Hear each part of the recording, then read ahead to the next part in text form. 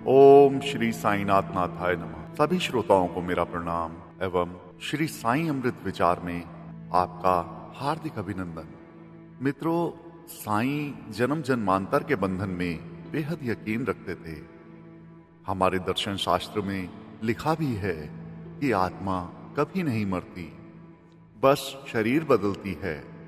दरअसल इस बात को कई लोग इसलिए नकारते हैं क्योंकि उन्होंने ऐसा होते नहीं देखा। उन्हें याद नहीं होता कि उनकी आत्मा पिछले जन्म में इस शरीर में मौजूद थी। लेकिन जरा सोचिए, देख तो हम साईं को भी नहीं पाते, तो क्या मान लेते हैं कि साईं जैसी कोई वस्तु है ही नहीं? जैसे साईं की उपस्थिति को महसूस किया जा सकता है, वैसे ही आत्मा का नया अवतार भी आभास करने की ही चीज है। हम अपने जन्म में जो सुख दुख भोगते हैं वो हमारे पूर्व जन्मों के कर्मों का ही प्रतिफल होते हैं। इसलिए यह मान लीजिए कि इस जन्म में हम जो भी काम करेंगे, जैसा भी कर्म करेंगे, धर्म करेंगे, उसका प्रतिफल हमें अगले जन्म में भोगना ही होगा। यानी वही असली स्वर्ग और नरक होगा। बाबा इस बात को तो अच्छे से जानते थे।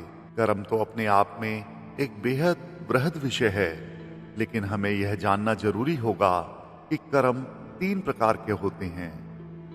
नंबर 1 क्रियमाण, 2 संचित और तीसरा प्रारब्ध।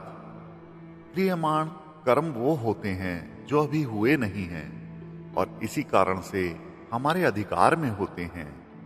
संचित कर्म वो कहलाते हैं जो पूर्व में हो चुके हैं, लेकिन उनका फल निर्धारण अभी नहीं हुआ है। इन कर्मों का फल अभी पका नहीं है। प्रारब्ध वो कर्म होते हैं जो पूर्व में हमारे द्वारा किए जा चुके हैं और उनका फल जो हमें भोगना है निर्धारित हो चुका है और हमारे भाग्य निर्माण में उसका अंश पूर्णतः समाहित हो चुका है। अमेरिका में एक बड़े साइकोथेरेपिस्ट हैं, उनका नाम है डॉक्टर ब्रायन वाइस। उन्होंने पुनर्जन्म पर बहुत सारी किताबें लिखी हैं। ये हिप्नोसिस के भी मास्टर रहे हैं और लोगों को उनके पूर्व जन्म में ले जाते हैं। जब डॉक्टर ब्रायन लोगों को पूर्व जन्म में ले जाते हैं तो उनका संपर्क कुछ ऐसी आत्माओं से हो जाता है जिन्हें वो मास्टर कहते हैं। जब उनका उनसे संवाद हो जाता है तो यह बन जाता है voice of master. Doctor Brian Weiss ने अपनी एक पुस्तक मैसेजेस फ्रॉम द मास्टर्स में लिखा है कि एक बार उनका संपर्क एक मास्टर से हो गया जिसने डॉक्टर ब्रायन को एक संदेश दिया। यह संदेश था, our task is not to follow Sai Baba but be Sai Baba. यानी कि बाबा का अनुसरण ना करो, खुद साईं बन जाओ। यह सच भी तो है, क्योंकि बाबा भी तो यही चाहते थे। नाना साहेब चांदोरकर को उन्होंने कैसे बुलवाया, इसकी कथा भी रोचक है। नारायण गोविंद चांदोरकर उर्फ नाना साहेब डिप्टी कलेक्टर के निजी सहायक थे। शिरडी से करीब 15 किलोमीटर पर कोपर गांव में वह सीमांकन करने आए हुए थे। अप्पा कुलकर्णी शिरडी में ही रहने वाले थे और उनके रेवेन्यू डिपार्टमेंट में थे। नाना साहेब ने जामाबंदी के कार्य में अपनी मदद के लिए अप्पा को बुलवाया। अप्पा कुलकर्णी ने बाबा से अनुमति ली, क्योंकि शिरडी से बिना बाबा की अनुमति लिए कोई जा ही नहीं सकता था और बिना बाबा की अनुमति के कोई भी द्वारिका माई की सीढ़ी चढ़ ही नहीं सकता था। अप्पा कुलकर्णी बाबा के पास गए। बाबा ने कहा, ठीक है, जाओ और वहां नाना से कहना मैंने उसे बुलाया है। अप्पा कुलकर्णी हतप्रभ कि यह नाना कौन है। बाबा ने कुलकर्णी के चेहरे के भाव पढ़ लिए। वे फिर बोले, अरे जाओ भाई, वहां तुम्हारा एक अफसर है, उसका नाम है नाना। अप्पा कुलकर्णी तो ठहरे मुलाजिम, बेचारे उनको क्या मालूम साहिब का नाम। वहां गए तो पता चला नारायण गोविंद चांदोरकर को नाना साहेब के नाम से भी जाना जाता है। उन्होंने बाबा का संदेश नाना साहेब को दे दिया। नाना साहेब ने अहंकार में सवाल किया, वह फकीर क्यों मिलना चाहता है मुझसे? मैं ऐसे फकीरों से नहीं मिलता। कुलकर्णी ने बाबा को संदेश पहुंचा दिया कि नाना ने तो आपसे मिलने से स्पष्ट मना कर दिया है। बाबा ने कहा, कोई बात नहीं। बाबा ने सवाल किया, अगली बार जामाबंदी यानी सीमांकन कब होने जा रहा है? अप्पा ने कहा, बाबा अब तो यह कोई 6 महीने बाद होगा। बाबा ने कहा, ठीक है, तुम जाओ तो मुझसे पूछ कर जाना और नाना को साथ लेकर ही आना। अप्पा अगली बार भी गए। बाबा ने फिर वही बात दोहराई। अप्पा फिर नाना के पास पहुंचे और साईं की बात दोहराई। नाना ने फिर जाने से मना कर दिया। इस तरह कुछ समय बीत गया। बाबा ने बुलाना नहीं छोड़ा और नाना भी न आने की जिद पर अड़े रहे। कुछ समय बाद फिर अप्पा बाबा के पास गए। बाबा ने उन्हें फिर से नाना को बुलाने भेजा। इस बार तो बाबा ने वजह भी तैयार कर रखी थी। अहमदनगर जिला कलेक्टर का आदेश था कि चेचक के प्रकोप से बचने के लिए सभी शासकीय कर्मचारी चेचक का टीका लगवाएं, क्योंकि प्रमुख कर्मचारियों को यह टीका पहले लगवाना था और इसके बारे में पहले से किसी को ठीक ठाक पता भी नहीं था। इस कारण से नाना तनाव में थे।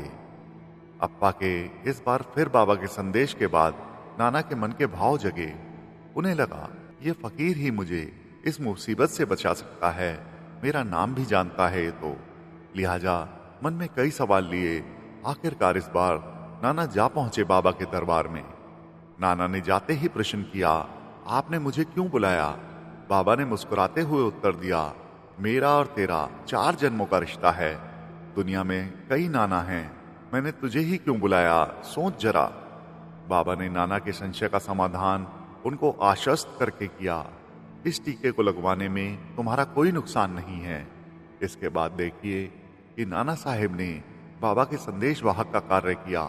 संपूर्ण महाराष्ट्र, विदर्भ और खानदेश में बाबा की ख्याति फैलाई। बाबा के वे भक्त जो बाद में खुद को भी अपने अपने कर्मों के कारण प्रसिद्ध हुए, उन सभी को नाना साहेब शिरडी लाए थे। स्वयं नाना की आध्यात्मिक उन्नति में भी बाबा के साथ उनके संसर्ग का पूर्ण योगदान रहा। हम लोग अपने स्वार्थवश ही किसी तीर्थ स्थल पर अथवा धाम को जाते हैं।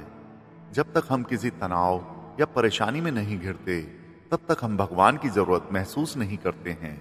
यदि हम अपने सुख के क्षणों में साईं को धन्यवाद देते हुए लगातार उन्हें हर वक्त याद करते रहें, तो दुखी करने वाली परिस्थितियां अगर हमारे समक्ष आती भी हैं, तो हमें दुख नहीं होगा।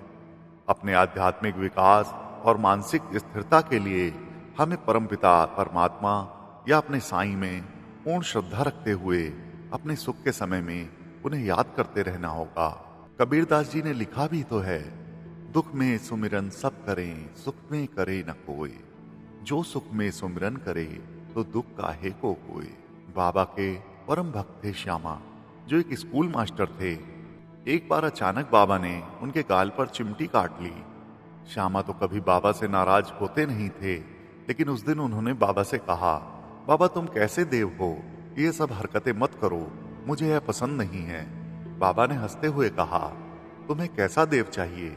श्यामा ने कहा, ऐसा देव जो रोज हमें मीठा मीठा और अच्छा अच्छा खाने को दे, रोज नए कपड़े दे और आखिर में बोल पड़े, हमें सुख से रखे।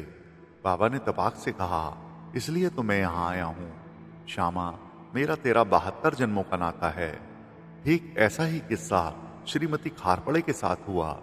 जब बाबा दोपहर में खाना खाते थे, तब एक बार यदि पर्दे गिर जाएं, तो फिर किसी को भी बाबा के कक्ष में जाने की अनुमति नहीं होती थी।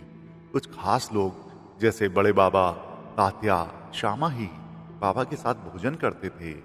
एक दिन श्रीमती खारपड़े ने अचानक पर्दा हटा दिया।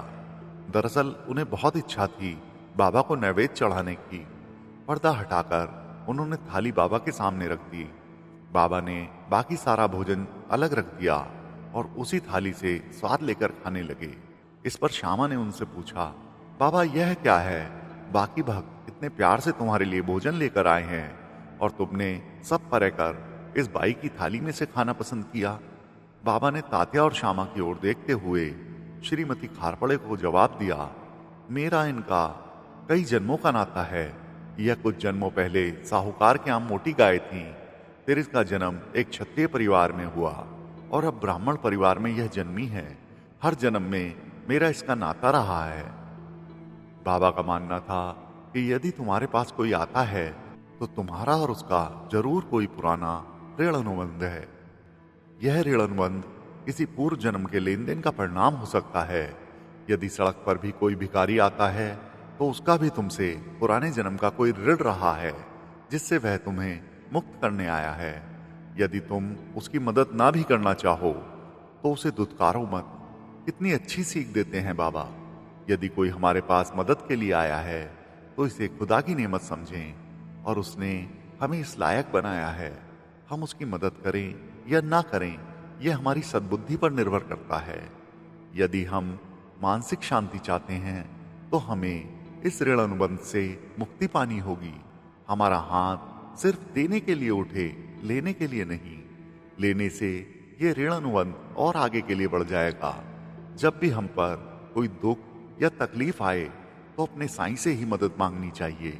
किसी और से मदद मांगने पर एहसास होता है कि परेशानी तो शायद कुछ पल की ही थी, पर एहसान पूरी जिंदगी का चढ़ जाता है। तो मित्रों, साईं अमृत विचार की आज की श्रृंखला में बस इतना ही। बाबा सबका भला करें। ओम साईं राम।